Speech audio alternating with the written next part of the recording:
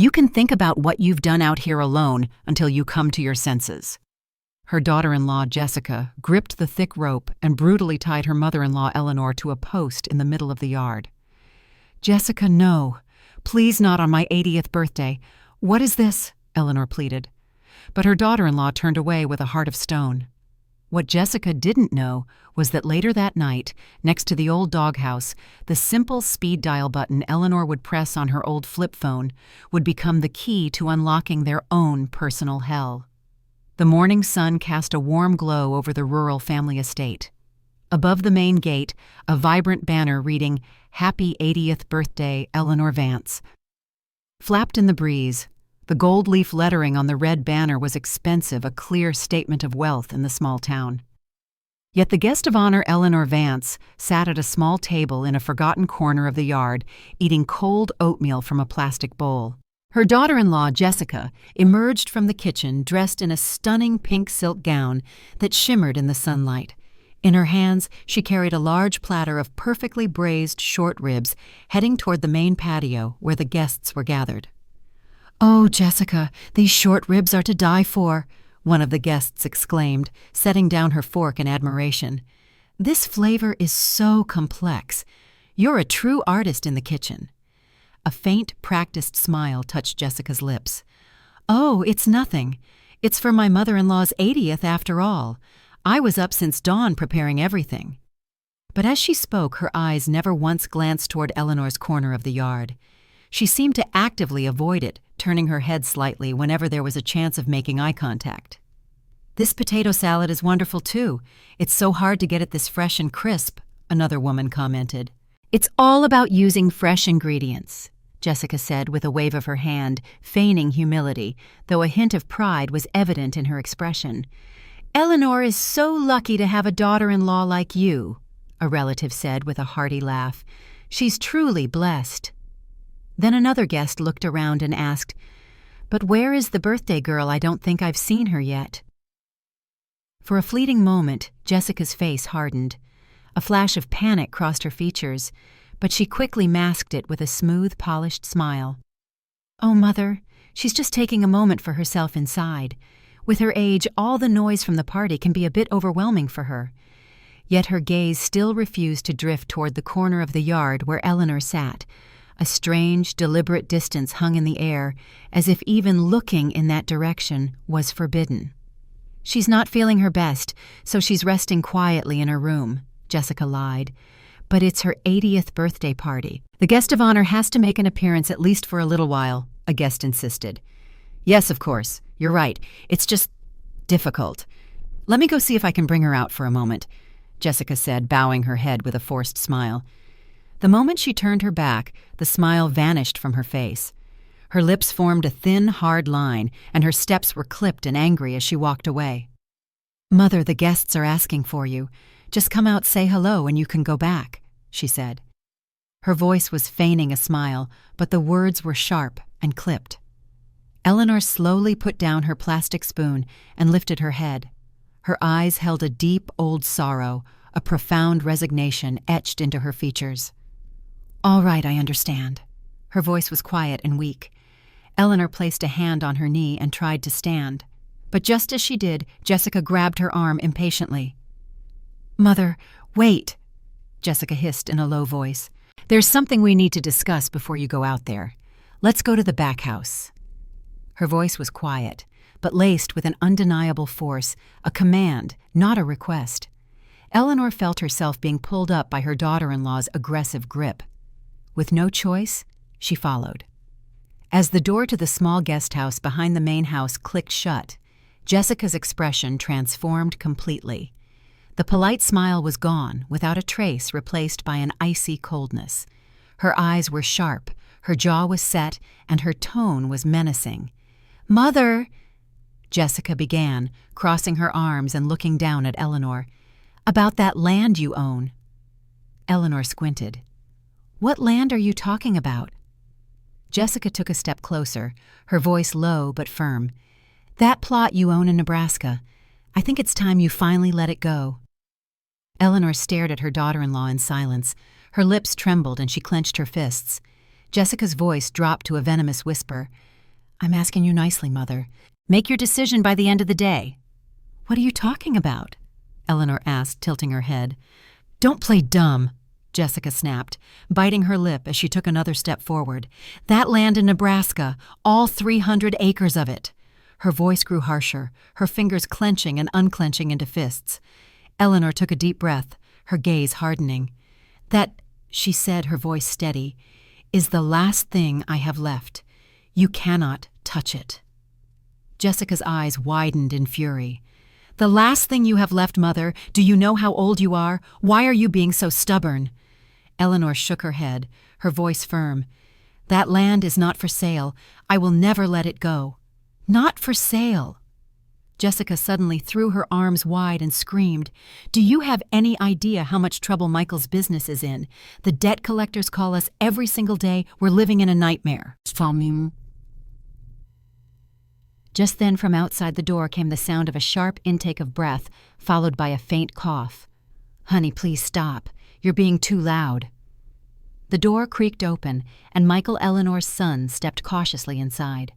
His face was pale, his lips were chapped, and his hands trembled. His eyes were filled with exhaustion. "Mom, I'm so sorry," Michael said, his voice barely a whisper. "Honey, don't get so upset. This is all my fault." Jessica whirled around, her voice shrill. "No, it's not your fault. This could all be solved if your mother would just help us. If she would just sign over that one piece of land, we could finally breathe again." Eleanor pressed her lips together, her expression a mixture of grief, anger, and sorrow. "Michael," she said, turning to her son, "that land didn't come easily. Your father and I worked our entire lives for it." Jessica shrieked again. "Exactly. If you worked so hard for it, why not let your son benefit from it now? Do you think you're the only one who's ever struggled? We're bleeding out here every single day." A tremor ran through Eleanor, but her voice remained unshaken. "Still no, I will not give up that land." Jessica gritted her teeth, her body shaking with uncontrollable rage. Michael hung his head, muttering weakly, "Please, let's not fight. Not today." The air in the guest house grew heavy and suffocating. "Do you want to starve on the street with me?" Jessica screamed at Michael, her voice cracking. "It's because your mother is so stubborn that we're in this mess. What did I do wrong?" Michael flinched and took a step back, his eyes darting around nervously. He was too terrified to speak, his face ashen. At that moment, the town's mayor, who had stepped out for a cigarette, overheard the shouting coming from the guest house. He discreetly changed direction, turning back toward the party. "Not my business to get involved in family drama," he muttered to himself, quickening his pace. A chilling draft, completely at odds with the festive atmosphere, seemed to sweep across the yard. Jessica stomped toward Eleanor, her voice a furious roar. "All you have to do is sign the papers. Why are you making this so difficult? One signature, and you save us." Eleanor lifted her wrinkled face, her voice resolute. "That land is not for you to have. You are not to touch it, even after I'm dead." "After you're dead," Jessica's face twisted into a grotesque sneer. "We're about to die right now. The creditors are pounding on our door." Eleanor clutched her aching back, her hand trembling. "I told you no. I will protect that land." Jessica clenched her jaw, taking another menacing step forward. Her eyes flashed with a dangerous light. "You senile old fool," she spat, raising her hand. "If you keep pushing, we're all going down with you. This entire family will be destroyed because of you." Michael's voice trembled as he cried out, "Jessica, please stop. Mom is right here." But Jessica didn't even glance at her husband. Her eyes were consumed by pure, unadulterated rage. A deep, wounding sorrow spread across Eleanor's face, but her voice remained strong. "Jessica, your father-in-law and I poured our lives into that land. I will not give it up for your greed." Jessica took a sharp, ragged breath. Her hands clenched so tightly her knuckles were white. The air in the room felt like it was about to shatter. Then the explosion came. Jessica suddenly swung her right hand and slapped Eleanor across the face. The sharp crack echoed through the small room. Eleanor's head snapped to the side. "Jessica!" Eleanor whispered, her hand rising to her stinging cheek. Her voice was trembling. "I never thought... you too." Tears welled up in her eyes and streamed down her face. Her shaking hand hovered in the air. Jessica stared down at her, her expression as hard as granite. "It's because you're being so stubborn. You wouldn't listen when I tried to be reasonable. Maybe this will help you come to your senses." Her tone was utterly devoid of empathy. Jessica turned on her heel and stormed out of the guest house. A moment later, she returned dragging a thick rope from the storage shed. The end of the rope hissed as it slithered across the floor. Eleanor's face went white with terror. "Jessica, what are you doing with that?" Her voice was a fragile, breaking whisper. "Please, please don't do this." Jessica didn't answer.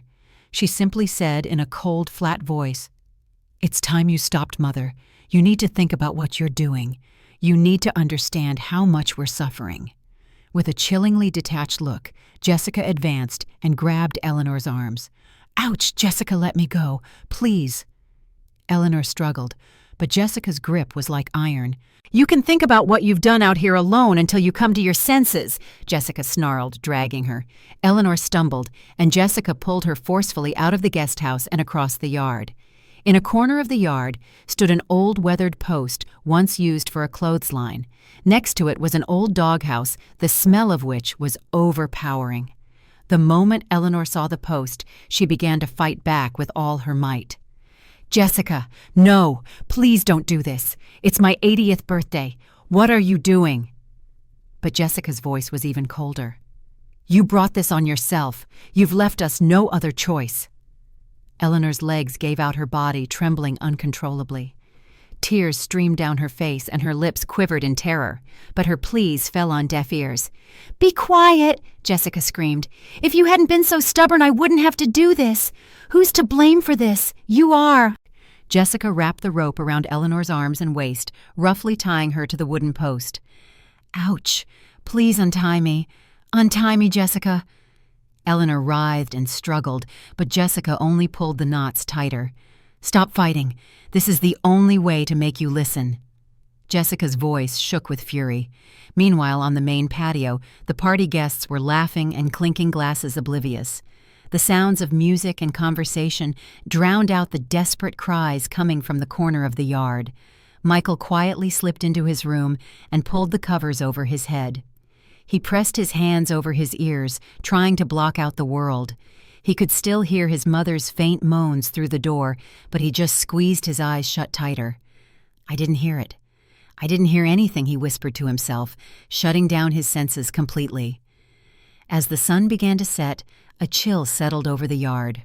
The guests departed one by one until the house was enveloped in a profound silence.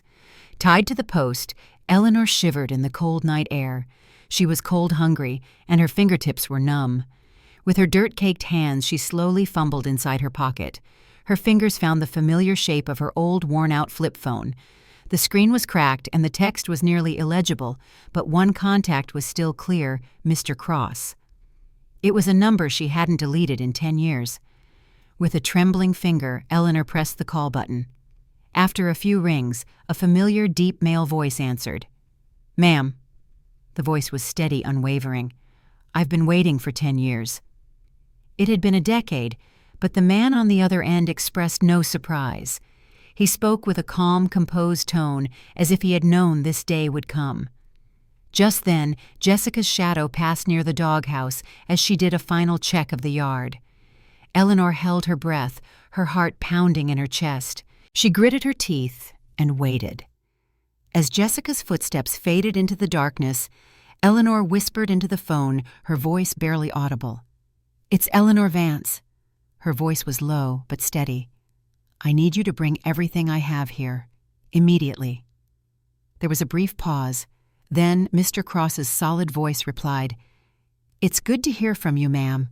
I understand. How much time do I have?" "By sunrise tomorrow," Eleanor stated, her tone absolute. "Be ready by then.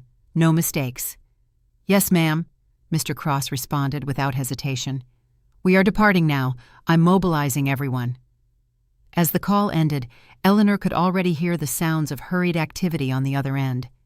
Mr. Cross immediately activated his emergency network. "Code 1 is in effect," his firm voice commanded. "All personnel converge on the Pinecrest estate. The chairwoman is returning after 10 years. The order spread like wildfire to people across the country. In various cities, people began to move. Some packed bags, some started their cars, and others were already dressed in crisp black suits. Eleanor leaned her body against the cold dirt and looked up at the night sky. The moonlight traced the deep wrinkles on her face, but her eyes were different now. She was no longer the helpless old woman being tormented by her daughter-in-law. Her gaze was sharp and hard, filled with a power she had kept hidden for a decade.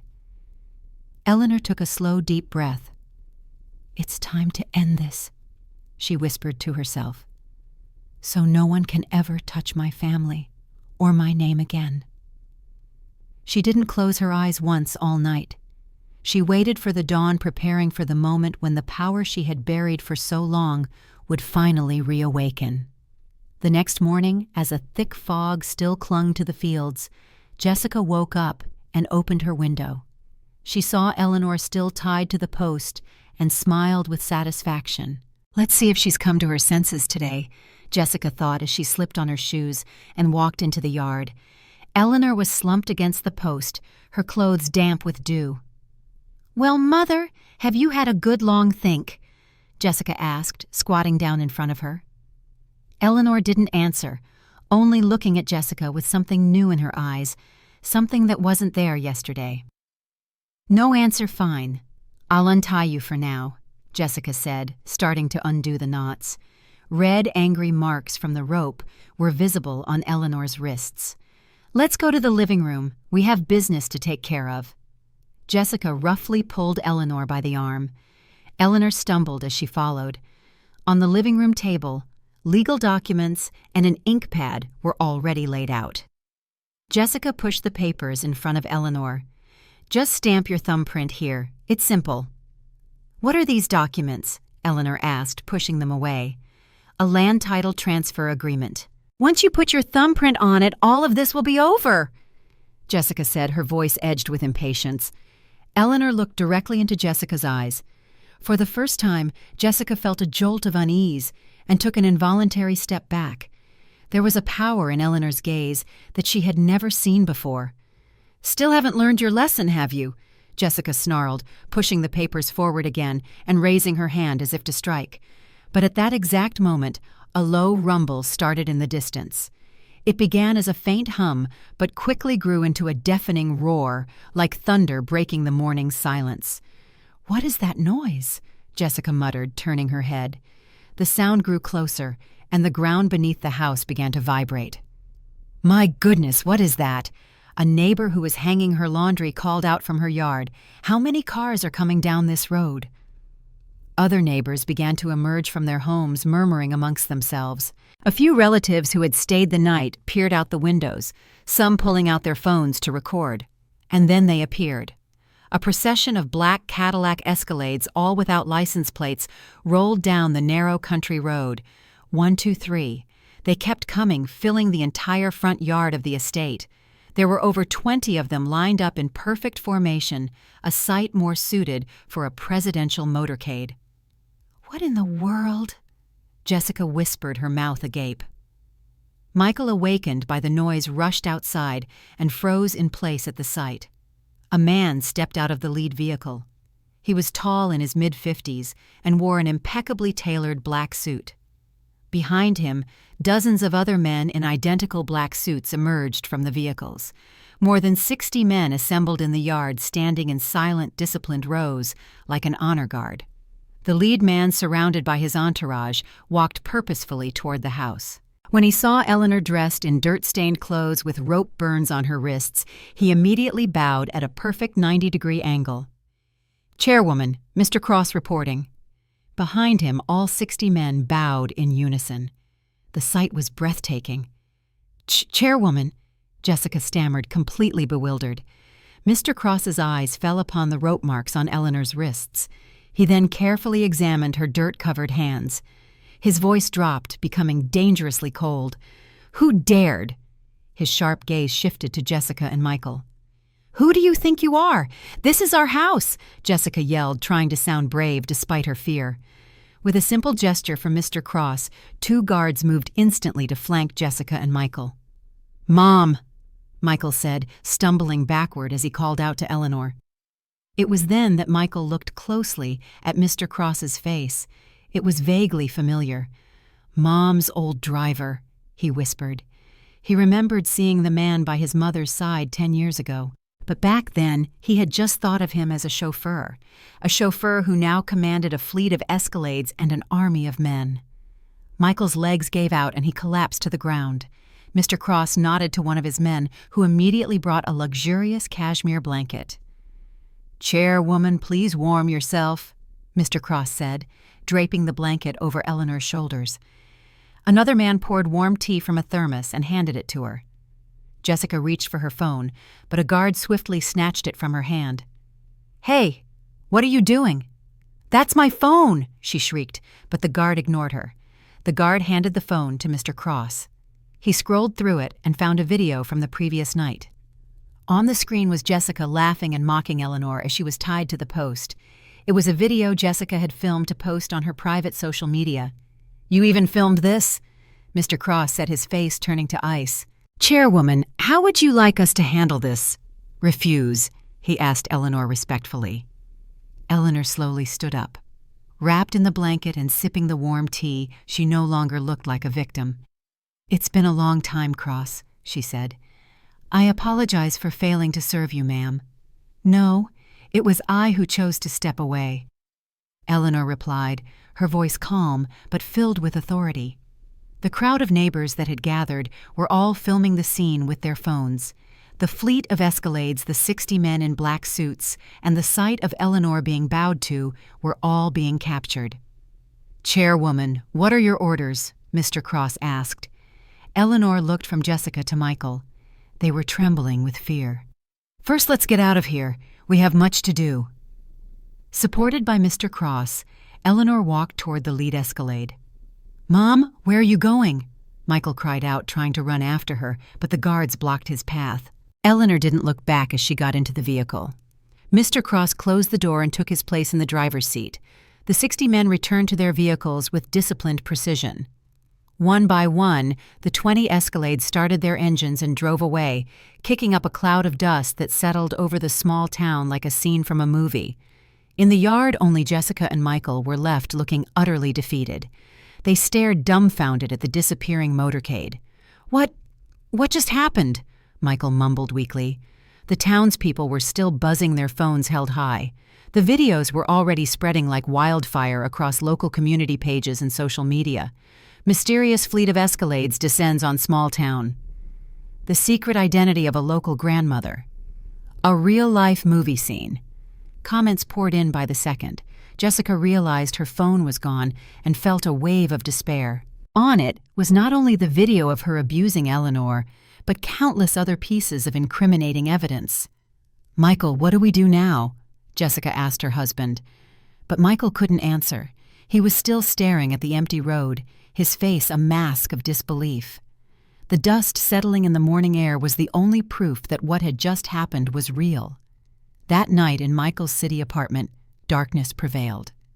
Jessica sat on the sofa, her laptop open, replaying the town's CCTV footage of the Escalade motorcade over and over. "This can't be real. Over 20 of them," she muttered, pointing at the screen. Michael stood by the window, chain-smoking, and staring blankly into the night, his hands still shaking. "Michael, who is your mother?" Jessica screamed at him. "Why did that man, her supposed driver, show up with an army?"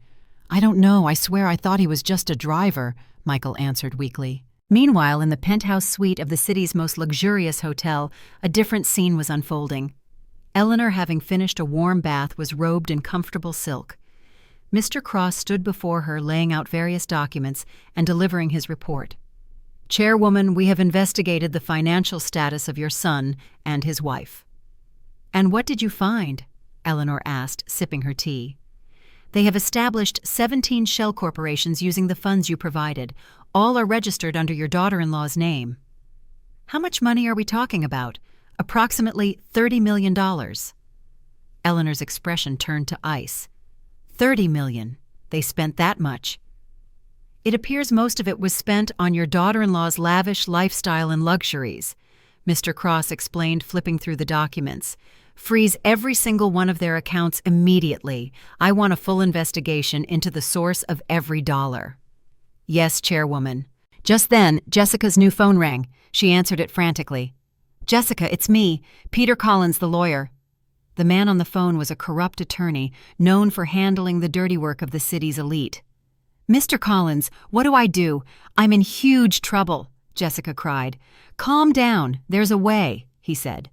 Meet me tomorrow morning. The next day, Jessica met Peter Collins at an upscale cafe. He was an overweight man in his 50s, dripping with expensive jewelry. I've reviewed your situation, he said, taking a sip of his coffee. What should I do? I had no idea my mother-in-law was so powerful. There's only one option, have her declared legally incompetent. Legally incompetent? Jessica's eyes widened. We get the court to rule that she's mentally unfit due to dementia or some other condition. Then legal control of all her assets transfers to the family, to you, he explained in a hushed tone. Is that even possible? Of course. I know a director at a very exclusive clinic. They handle sensitive cases for VIPs, Collins said, sliding a business card across the table. It read, Dr. Thomas Bell, Director, Hampton Hills Wellness Retreat. He'll help you. It will be expensive, of course. How much? $500,000, Jessica gasped. But if you succeed, you get back tens of millions. It's a bargain, Collins persuaded her. That afternoon, Jessica explained the plan to Michael. We pretend to ask for her forgiveness, and while you're there, you inject her with this, she said, handing him a small syringe filled with a powerful sedative. No, I can't do this. Not to my mother, Michael said, shaking his head. Then we'll be homeless. Your mother has already abandoned us, Jessica screamed, pressuring him. Just fake some tears. This is our last chance. Cornered, Michael finally took the syringe. The next afternoon, Michael arrived at the hotel suite. Mr. Cross and his guards immediately blocked his path. I'm here to see my mother, Michael said, his voice trembling. You are not permitted to see the chairwoman, Mr. Cross stated firmly. But from inside the room, Eleanor's voice called out, Let him in. He is my son. Ma'am, it's too dangerous, Mr. Cross protested. I want to hear what he has to say from his own mouth. Let no one else in until he leaves. At Eleanor's command, Mr. Cross reluctantly opened the door. The moment Michael entered, he fell to his knees. Mother, I was wrong. I was a fool to let Jessica manipulate me. He sobbed, tears streaming down his face. What started as an act slowly became genuine emotion. Please help me get away from her. I can't do it on my own. Oh, Michael, I knew my son wouldn't do such a thing, Eleanor said, her heart softening. The affection she held for the son she had raised for decades resurfaced. Mother, let me make you a cup of tea, Michael said, getting up and heading to the kitchenette. Eleanor turned her back to him to get a cup from the cabinet. That was the moment. I'm so sorry, Michael whispered, pulling the syringe from his pocket and plunging it into Eleanor's arm. The powerful sedative flooded her system. Michael, you too, Eleanor murmured, looking at her son with disbelief. I'm sorry, Mother. I'm so sorry, Michael cried, catching her as she collapsed. Eleanor's consciousness began to fade. Michael took her limp hand and pressed her thumbprint onto a voluntary admission form he had prepared. 30 minutes later, an ambulance from the Hampton Hills Wellness Retreat arrived at the hotel. Medics carried the unconscious Eleanor out on a stretcher. Mr. Cross rushed to the scene, but it was too late. What have you done? He roared, grabbing Michael by the collar. She wanted to be admitted voluntarily. She said she needed treatment. Michael lied. The ambulance siren's wailing sped toward the clinic.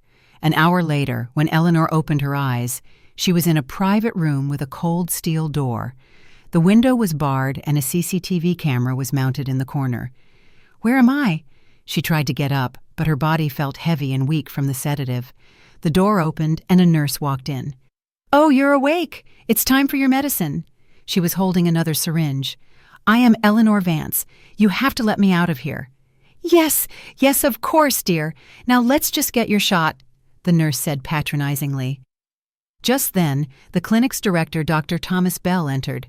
He was an overweight man in his late 40s with greedy eyes. "Mrs. Vance, isn't it? Your family is very worried about you." "Do you know who I am?" Eleanor said, managing to sit up. "Oh, I do. You're the patient who suffers from dementia," Dr. Bell said with a smirk. Meanwhile, outside the clinic, Jessica was meeting with him. "We have the signed consent forms from her immediate family and the voluntary admission paper," Dr. Bell said, showing her the documents. "We'll make her into a perfect dementia patient. 6 months should be enough." Jessica handed him a thick envelope of cash. "I'm counting on you."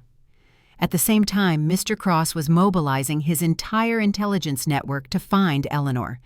But the Hampton Hills Clinic operated with such secrecy that it was nearly impossible to track. "I have failed the chairwoman," Mr. Cross seethed, punching a wall in frustration. Eleanor sat in her room staring at the barred window. The power she had reawakened after 10 years had been neutralized in a single day. "I cannot let it end like this," she thought. But with each injection the nurses gave her, her consciousness grew foggier. With her last bit of strength, she looked out the window, determined to find a way out. It was the 3rd night in the mental institution. Eleanor was in a hazy state from the drugs she'd been forcibly administered all day. But in her moments of clarity, she repeated the same words. "I am Chairwoman Eleanor Vance. I have to get out of here." The nurses would exchange glances and smirk. "There she goes again. Thinks she's a corporate CEO," one whispered to her colleague. "Yesterday she said she was the queen of the loan sharks. Her delusions are getting worse. The director wants us to up her dosage. Let's go give her the 6 o'clock injection." At 6 p.m., 2 nurses entered Eleanor's room. "Time for your medicine. Give me your arm." "I don't need any medicine. I'm perfectly sane," Eleanor said, backing away. "Yes, yes, dear. Now come on, your arm." One nurse tried to grab her. "I said no." Eleanor struggled, but her frail body was no match for them. "Call security," the nurse ordered. 2 burly orderlies rushed in and pinned Eleanor down. "Just relax, ma'am. This will only take a second." Just then the door opened. A young doctor in a white coat entered. "What's going on here?" he asked. "Oh, Dr. Chen, the patient is refusing her medication," a nurse explained. Dr. David Chen, a man in his late 30s with a kind face, looked at the patient's chart. Eleanor Vance. The name sparked a memory. He murmured it to himself, lost in thought. "Doctor, what should we do?" the nurse asked. "That's enough for today. You can all leave. I'll speak with the patient," he commanded. Once they were alone, Dr. Chen sat in a chair next to Eleanor's bed. "Ma'am, are you all right?" "Who are you?" Eleanor asked, her eyes still full of suspicion. "My name is David Chen.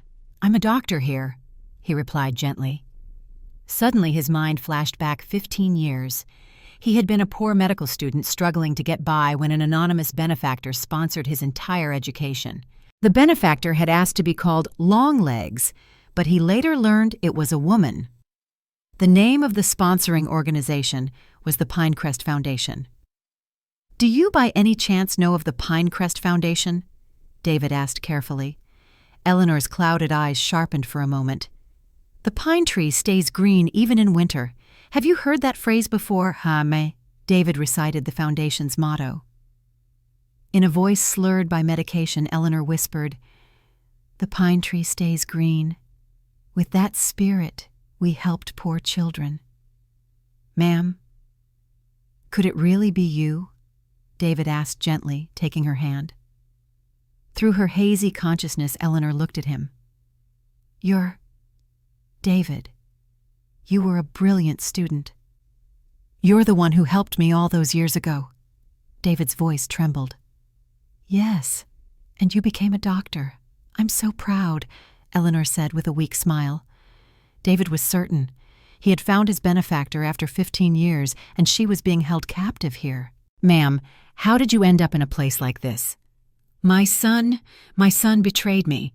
With that woman, Jessica," Eleanor managed to say. David looked at her chart again. Suspected dementia, delusional symptoms. Admitted by family consent. He knew it was a lie. He knew Eleanor was sane and was being forcibly drugged. "Ma'am, I promise you, I will get you out of here," David vowed. "Thank you, but it's dangerous.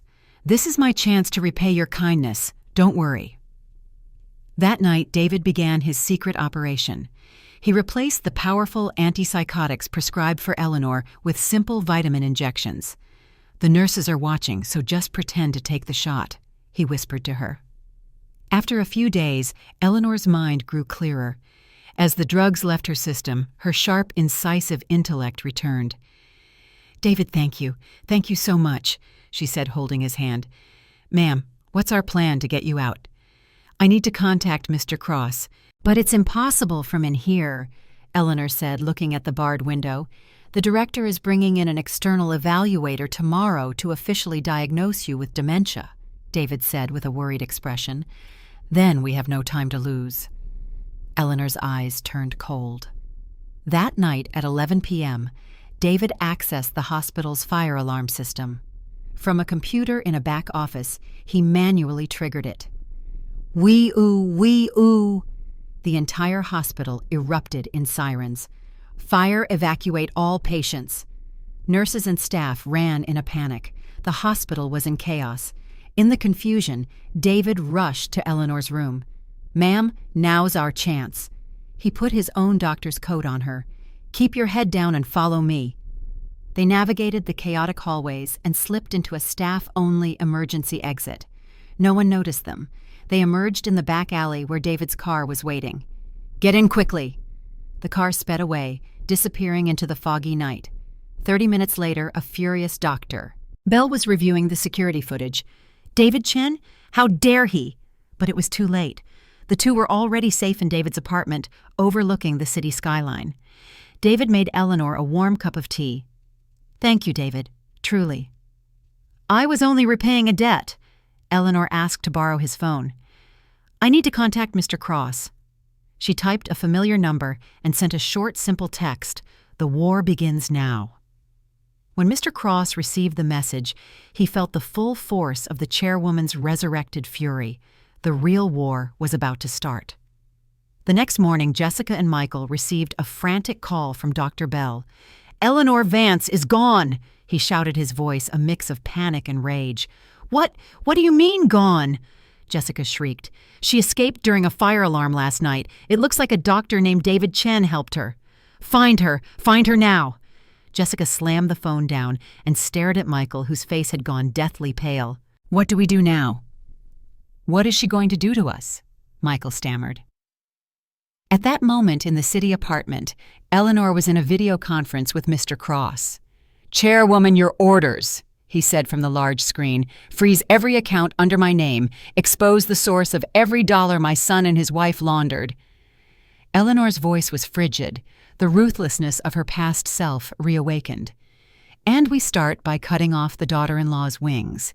Shut down every line of credit and funding to her entire social network." "Understood." That same moment, Jessica was shopping in a high-end boutique.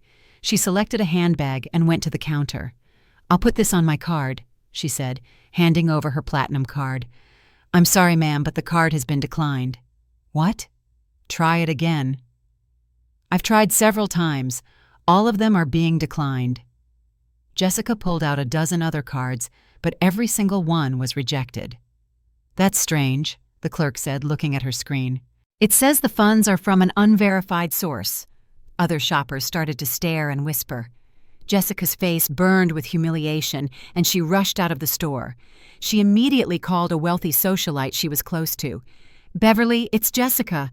I have an emergency." "Oh, Jessica." The woman's voice turned instantly cold. "I'm sorry I can't be associated with anyone who has crossed Eleanor Vance." "Eleanor Vance? What are you talking about?" "Don't play dumb. The entire city is talking about it," the woman said, and hung up. Every call Jessica made had the same result. Everyone was terrified of Eleanor's name. Meanwhile, a team from the IRS Special Investigations Unit raided Michael's office. "IRS, we're here to conduct a tax audit." "An audit? But we've always paid our taxes," Michael stammered. "We have evidence of illegal money laundering through 17 shell corporations." the lead agent said, dropping a thick file on his desk. Michael's face went white. It was all over. "We've confirmed embezzlement in the tens of millions. You'll need to explain the source." In despair, Michael called Mr. Cross. "Mr. Cross, it's Michael. Please let me speak to my mother." "You are no longer the chairwoman's son," Mr. Cross said coldly. "Please just tell her I'm sorry. Ask her to forgive me." "The chairwoman has already given up on you," he said, and hung up.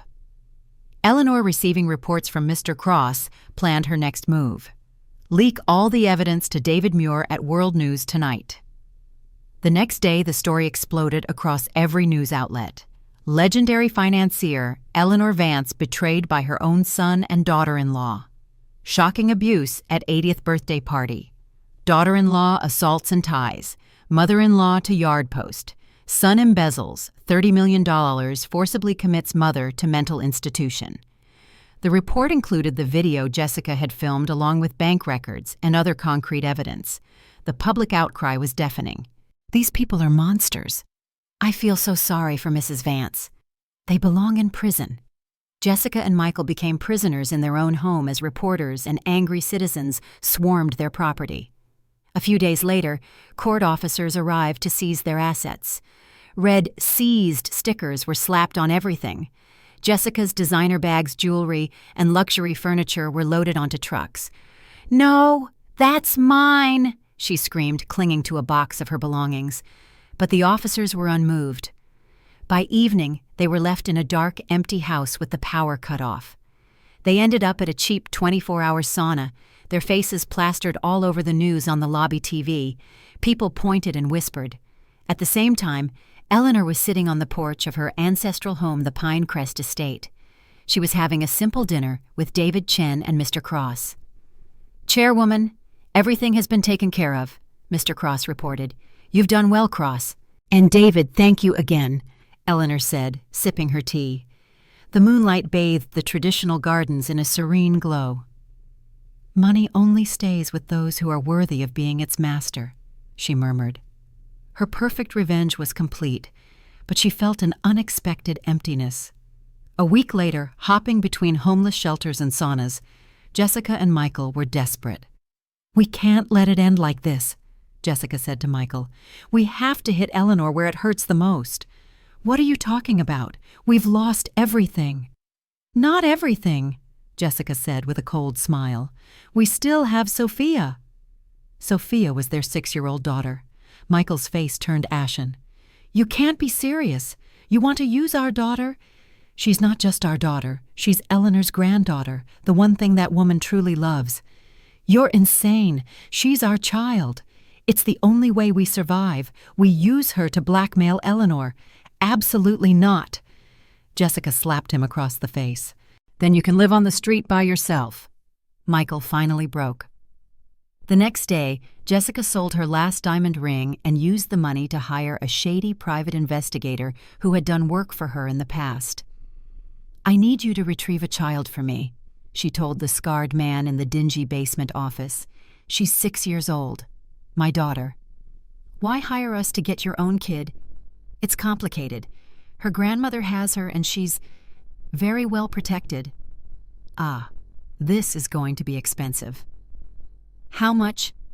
$300,000. Jessica paid a down payment of $100,000.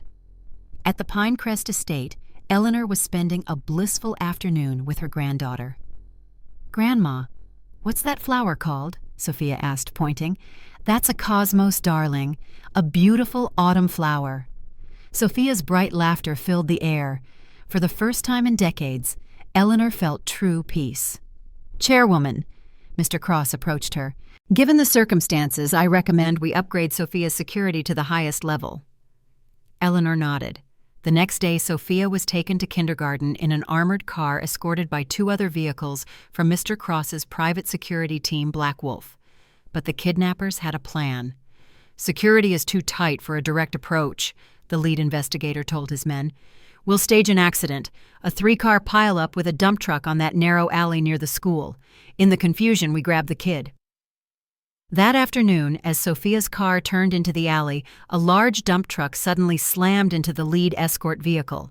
At the same time, another truck rear-ended them. As the Black Wolf guards jumped out to assess the chaos, a man on a motorcycle sped up, wrenched open the door to Sophia's car, and snatched her.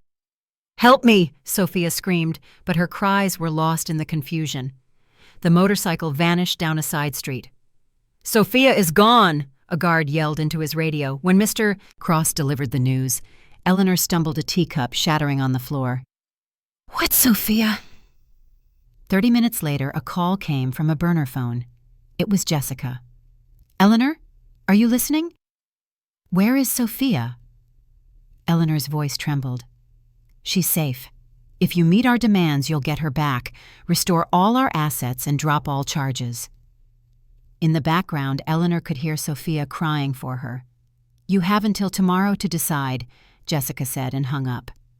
Eleanor collapsed, devastated by the horrific consequence of her own revenge. Eleanor set up a command center at the Pinecrest estate. The grand hall was filled with monitors and communication equipment.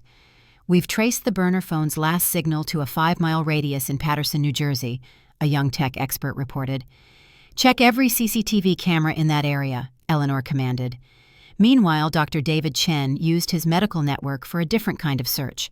"Ma'am, I found a large purchase of a pediatric sedative from a pharmacy in Paterson yesterday afternoon," he reported. They were drugging Sophia. The team narrowed the search. CCTV from a convenience store near the pharmacy showed one of the kidnappers buying children's snacks and drinks. Using satellite imagery, the team identified 3 abandoned warehouses in a 2-mile radius. "Assemble the Black Wolf team," Eleanor ordered. An hour later, 10 elite operatives stood before her. "Bring me back my granddaughter," she commanded, her voice thick with emotion. "She must not be harmed." That night, the Black Wolf team infiltrated the area. A drone with a thermal camera identified 3 heat signatures in the second warehouse, 2 adults, 1 child. Inside, Jessica and Michael waited anxiously. Sophia was asleep in a corner wrapped in a blanket. "Why haven't they called back?"